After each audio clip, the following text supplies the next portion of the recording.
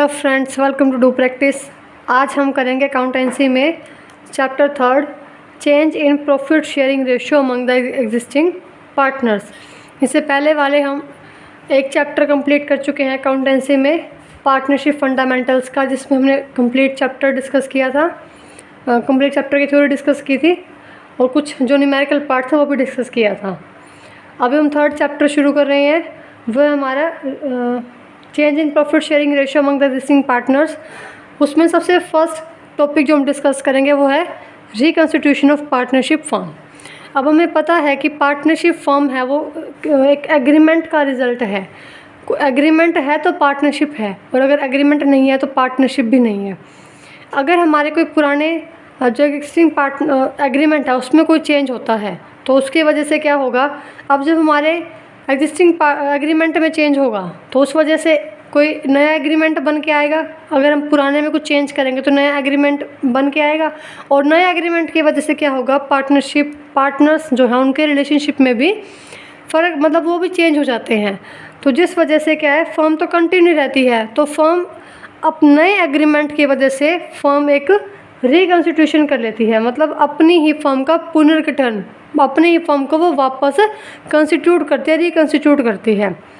तो ये होता है हमारे रिकॉन्स्टिट्यूशन ऑफ पार्टनरशिप फर्म। जब हमारे एग्जिस्टिंग जो एग्रीमेंट है वो न्यू एग्रीमेंट में चेंज हो जाए और पार्टनर्स में भी अगर कुछ चेंज हो रहा है तो फिर हम क्या करेंगे, तो पार्टनरशिप फर्म रिकॉन्स्टिट्यूशन हो जाएगी। जब एग्रीमेंट में चेंज होगा या फिर एग्रीमेंट में चेंज होने से पार्टनर्स के रिलेशनशिप में चेंज होगा। तो अब बात करते हैं कि किन किन क्या क्या रीज़न्स हैं जिसकी वजह से पार्टनरशिप फर्म है वो रिकॉन्स्टिट्यूट होती है।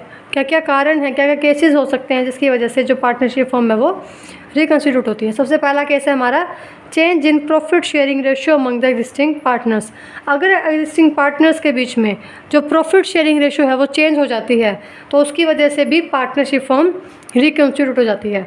फॉर एग्जाम्पल ए और बी पार्टनर्स थे,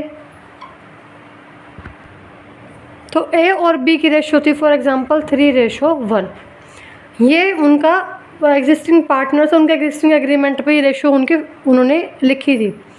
जब उन्होंने अपनी रेशो चेंज की, अब वो रेशो क्यों चेंज करेंगे, या तो वो ज़्यादा कैपिटल लगा रहे हों बिकॉज ऑफ कैपिटल कंट्रीब्यूशन, या फिर जो मैनेजमेंट में अगर ज़्यादा पार्ट है किसी पार्टनर का तो उसकी वजह से भी वो रेशो चेंज कर सकते हैं।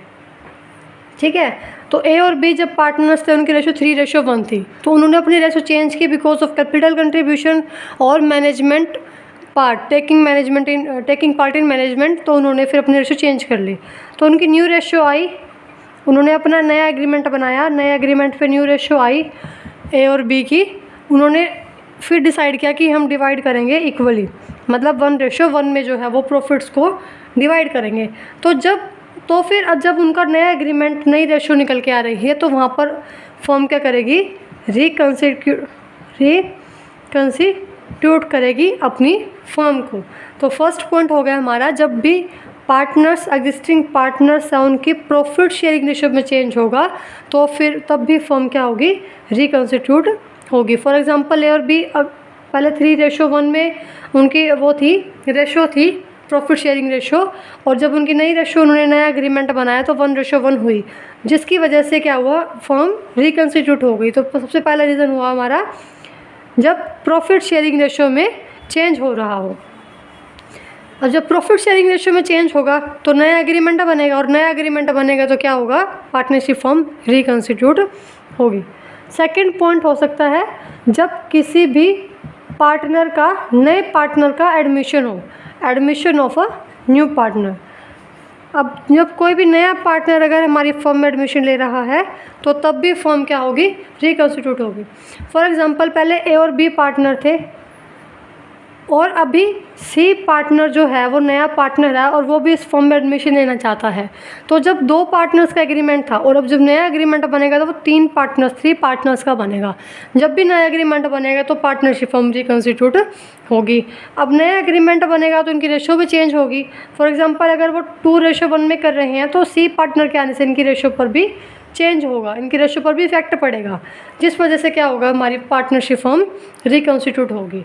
तो सेकंड पॉइंट हो गया हमारा, जब कोई भी नया पार्टनर पार्टनरशिप फर्म में जो है जब भी वो एडमिशन लेगा तब भी हमारी पार्टनरशिप फर्म रिकॉन्स्टिट्यूट होगी।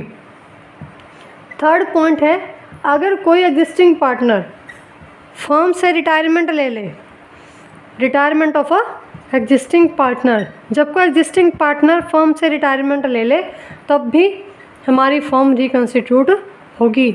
अभी वही एग्जांपल है कि पहले ए बी सी हमारी फर्म में पार्टनर्स थे, अभी सी जो है वो रिटायर हो रहा है, तो अब कितने पार्टनर्स रह गए? 2 पार्टनर्स रह गए। तो जो एग्रीमेंट था वो 3 पार्टनर्स का था, न्यू एग्रीमेंट 2 पार्टनर्स का बनेगा। तो जब भी नया एग्रीमेंट बनेगा, नई रेशो आएगी, तो नई रेशो के आने से क्या होगा? फर्म रिकॉन्स्टिट्यूट होगी। आप एक बात वैसे भी याद रख सकते हो कि जब भी नया एग्रीमेंट बनेगा या तो न्यू एग्रीमेंट बने, और साथ साथ जब न्यू रेशो हो, मतलब जब हमारी रेशो पर भी इफेक्ट पड़े, तो फर्म जो है वो रिकॉन्स्टिट्यूट होगी। वो एग्रीमेंट एडमिशन की वजह से बने, रिटायरमेंट की वजह से बने, या फिर हमारे प्रॉफिट शेयरिंग रेशो में चेंज होने की वजह से बने, तो यही जो रीजंस हैं वो पार्टनरशिप फर्म के रिकॉन्स्टिट्यूट होने के हैं। तो जब सी पार्टनर रिटायर होगा तो ए और बी पार्टनर रह जाएंगे, जिसकी वजह से उनकी रेशो पर भी इफेक्ट पड़ेगा, साथ साथ उनके एग्रीमेंट पर भी इफेक्ट पड़ेगा। नया एग्रीमेंट बनेगा तो पार्टनरशिप फर्म रिकॉन्स्टिट्यूट होगी। फोर्थ पॉइंट, जैसे अब रिटायरमेंट है तो वैसे ही क्या हो सकती है, एक पार्टनर की डेथ भी हो सकती है। तो जब डेथ ऑफ अ पार्टनर, जब किसी पार्टनर की डेथ हो जाए तब भी फर्म क्या होगी? रिकॉन्स्टिट्यूट होगी। अब 4 पार्टनर्स थे, ABCD पार्टनर्स थे हमारी फर्म में, और अगर डी पार्टनर की डेथ हो जाती है तो ABC पार्टनर रह जाएंगे, जिसकी वजह से नई रेशो आएगी उनकी और नया जो एग्रीमेंट बनेगा, तो फिर नए एग्रीमेंट की वजह से क्या होगा? हमारी फर्म रिकॉन्स्टिट्यूट होगी। लास्ट पॉइंट है हमारा रिकॉन्स्टिट्यूशन ऑफ पार्टनरशिप फर्म में कि क्या क्या रीजंस हैं। उसमें 5th पॉइंट है हमारा amalgamation of a partnership, amalgamation of 2 partnership firm, amalgamation of 2 partnership firm. जब कोई भी 2 पार्टनरशिप फर्म का अमलगमेशन हो जाता है तब भी पार्टनरशिप फर्म रिकॉन्स्टिट्यूट होती है। अमलगमेशन, अब फॉर एग्जांपल हम देखते हैं कि पहले ए और बी पार्टनर्स थे, उनकी रेशो थी 2:1, इनकी अपनी अलग पार्टनरशिप फर्म है। एक सी और डी पार्टनर है अपनी फर्म में, उनकी रेशो है 3:2। तो अब ए और बी की अलग फर्म है, सी और डी की अलग फर्म है। जब दोनों फर्म अमलगमेट हो जाती हैं, दोनों फर्म मिल के अपना बिजनेस, अभी वो ए और बी अपने अलग बिजनेस कंटिन्यू कर रहे हैं, सी और डी अपना अलग बिजनेस कंटिन्यू कर रहे हैं।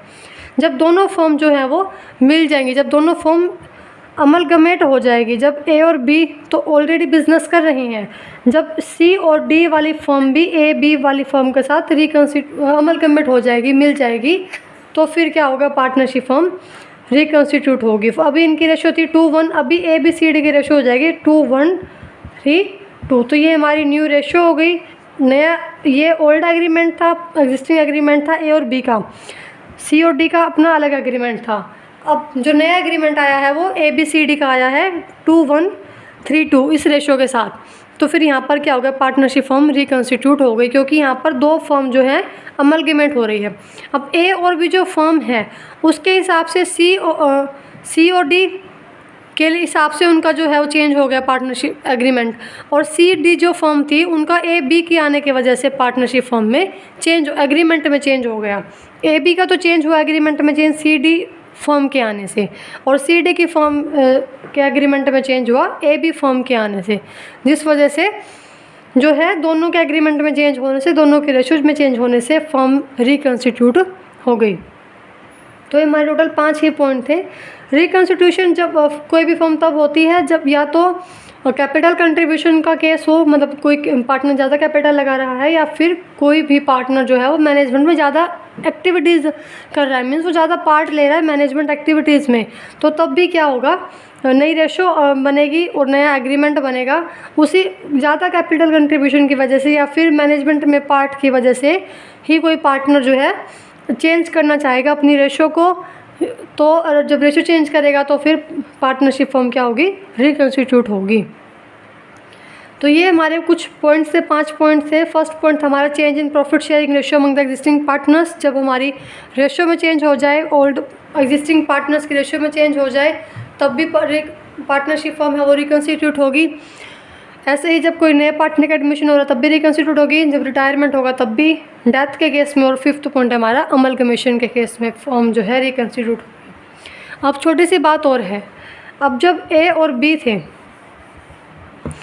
जो ए है उसका शेयर पहले 1/3 था, अभी ए का शेयर चेंज होने की वजह से 1/2 रह गया, और जो बी था उसका शेयर पहले,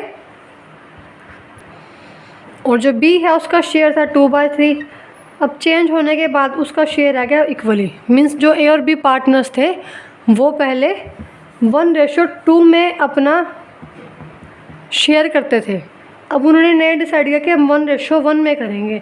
तो जब भी जो अपनी रेशो में चेंज करेगा तो या तो कोई पार्टनर क्या करेगा, गेन करेगा, कोई सेक्रीफाइस करेगा। अब जैसे ए है वो पहले उसको 3rd पार्ट मिलता था टोटल प्रॉफिट्स में से, अब उसको 2nd पार्ट मिल रहा है, मतलब ज़्यादा मिल रहा है, तो ए क्या करेगा, गेन करेगा। और वैसे ही जो बी है उसको पहले 2/3 पार्ट मिलता था टोटल प्रॉफिट्स में से, अब उसको हाफ पार्ट मिल रहा है, तो इसका मतलब बी को क्या करना पड़ेगा, सेक्रीफाइस करना पड़ेगा। तो जब भी रेशो चेंज होगा, जब भी पार्टनरशिप फॉर्म का रिकन्स्टिट्यूशन होगा, तो जितने भी पार्टनर्स हैं उसमें से कुछ पार्टनर्स को सेक्रीफाइस करना पड़ेगा, कुछ पार्टनर्स जो है गेन करेंगे। तो ये हमारा था reconstitution of partnership form. I hope आप सबको समझ में आ गया होगा। अगर हमारे चैनल पर आप न्यू हैं तो हमारे चैनल को सब्सक्राइब करें और हमारी वीडियोज़ को लाइक करें और हमारी वीडियोज़ को शेयर करें।